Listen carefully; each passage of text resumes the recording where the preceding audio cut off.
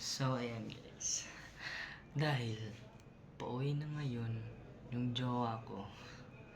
So, ipaprank na natin siya nang in-order ko yung electric ballpen. So, kanina inuna ko muna yung kapitbahay ko. So, ngayon, yung jowa ko naman yung bibiktimahin ko. So, hintayin na lang natin siya dahil pauwi na siya ngayon.